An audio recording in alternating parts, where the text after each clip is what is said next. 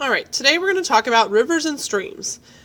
First, we're going to talk about how a river changes from the source to the mouth, aka the top of the mountain where it begins, to the delta where it joins a larger body of water.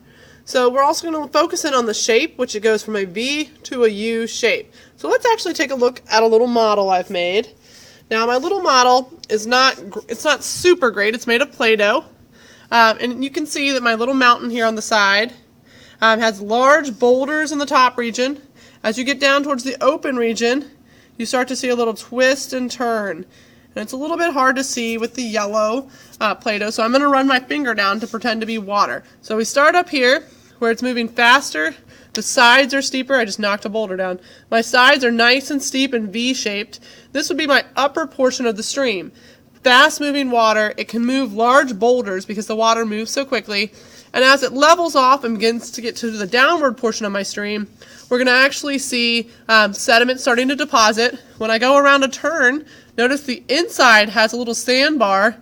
The outside of the turn here, it's nice and steep. Now if I go over here, this is a nice steep, if you look behind here, this is a steep cliff on one side, and you have a point bar on the other. And I'm going to do an aerial view there. So as I come in, my deposits are going to be on the inside of the turn. And then I come around, the outside of the turn is where erosion is. That's where you have a cliff. The inside, the water slows down and drops off, and that's called a point bar, where the sediments drop off and accumulate. Now I'm going to keep going. As I go, I'm going to enter into my larger body of water, which would be my paper towel here.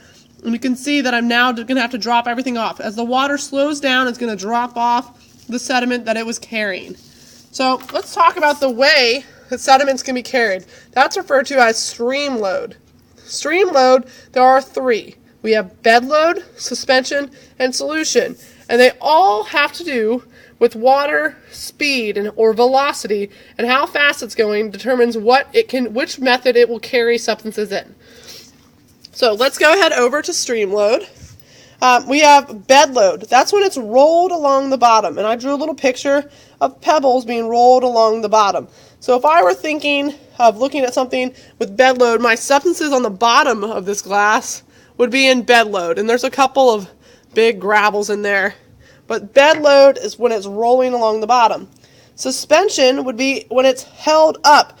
It makes the water look murky during flooding. There's a lot of things in suspension. If you look at my glass here, it's very cloudy. The water's not a nice clear color. It's definitely like a brownish, murky color because things are being held up in the water by suspension. Now solution would be when they're dissolved. So in my little picture, you can't see anything because they're all dissolved. It can look a little bit cloudy, but this is my dissolved solution. It's got some salt dissolved in it. You can't really see any salt in there, so it's not going to appear different, but it's being carried by the water in solution. So to review, we've got bed load rolled along the bottom, suspension held up, it makes the water look cloudy, and solution dissolved. Now if I were asking myself which one requires the fastest moving water, so how can I move? Which one would be where the water moves fast, or the upward portion of the stream? Well, if you said bed load, you're correct. Bed load requires the fastest motion of water because you're moving bigger sediments like gravel along the bottom. So you must move them fast. As water slows down, you may not have any more bed load. Those will stop rolling and deposit, and you'll move only to suspension and solution. So suspension, you still need the water moving a little bit quickly because it's got to be turbulent enough to hold everything in suspension. But as water slows down, things will settle out. If I leave my nice jar that I showed you of suspension material, if I leave it overnight, all of that sediment will go to the bottom of the jar and it'll just be left just with water and then sediment on the bottom. So that would be, you need the turbulence and you need the movement to be pretty quick to hold things in suspension. Now, my last one, solution, is the last one to fall out. So solution, when they're dissolved, the water has to pretty much stop moving for them to settle out of a solution. So fastest, bed load. Slowing down, you go to suspension. Solution is the one that can be at the slowest or lowest velocity of the stream. So if I were thinking which part of my stream would I see these in. Bedload is more common at the top of the stream. As you slow down, bedload's going to be less common unless you have some smaller sediments being rolled, like sand could be rolled along the bottom in the bottom portion of the stream. Suspension could be throughout. You may have it turbulent up here. You could still have it turbulent on your lower portion of the stream as it's rounding these corners and eroding away on the cliff sides of the outside edge of the turn. And then solution could be throughout the stream until you get to the delta, and you may have it coming out, or it may even stay in solution for a period of time in your lake or bigger body of water. My last section are stream features, and we've kind of hit some of them, but let's revisit. We have meanders, delta, point bar, and oxbow lakes. So the biggest concept is meanders. And meanders happen over time, and I kind of numbered my steps here. So I have my first meander. This is my meander in the early stages. So it's a turn, which is what the meander is, and it's a slight turn. You still are going to have a steep outer section where it's eroding because all the water goes to the outside edge. On the inside, you'd have what's called a point bar where it drops off the sediment, and that would be a deposition. So the water slows down on the inside, speeds up on the outside. So you have a cliff on the outside where it's fast and a slow deposit where it's slowed down. Now, next, so we go by, another 100 years or so. Now my meanders become more exaggerated. So I have much more of a turn here. So I've started to bring these 2 points together. My point bar is getting a little bit bigger. It's starting to really fill in. My cliff would probably be pretty steep by this point, and I'm turning my stream. By the last stage, what's happened is my meander has been cut off. These 2 points came together, and now water's just decided to go straight. The water just pretty much goes straight through, and my turn got completely cut off. That's called an oxbow lake. Eventually it fills with sediment, and it just looks like a little scar on the surface of the earth where the river once carved out its meander, and the water will just continue to go straight. Now my last concept was a delta, and we talked about that at the end. It's a triangular deposit. So if I look, I'm going to try to carve into it really good so you can see it a little better.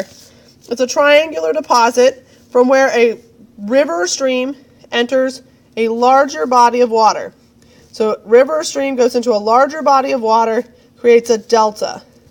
And that's one of my depositional features that we'll talk about some more at length. Now occasionally in mountainous areas, you might have water running off the side. During a heavy storm, it could run off the side. If it went on a dry land, like my paper towel, it makes an alluvial fan or a fan-shaped deposit of sediment. And it would look like, here, let me get my sand out here. It just looks like a little fan. You can't really see it, but it's like a nice fan-shaped deposit. And that's when water rushes from a mountain onto flat, dry land. So delta, when water goes into a bigger body of water.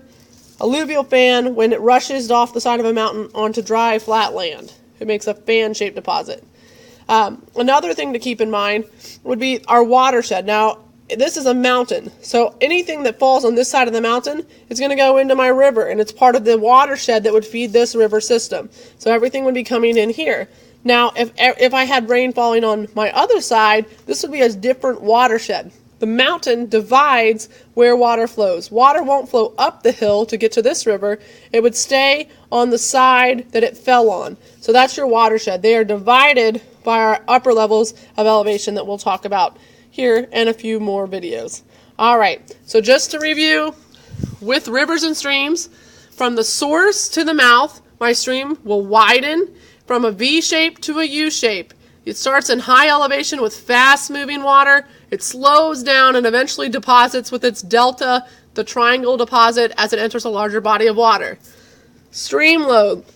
Bed loads for faster-moving water. It's going to roll larger items across the bottom of the stream. Suspension is for your smaller particles that can be held up in the water. Solution is for your tiniest because it's actually going to dissolve into the water. So as water slows down, bed load will stop, and eventually suspension may settle out, and solution would be the last.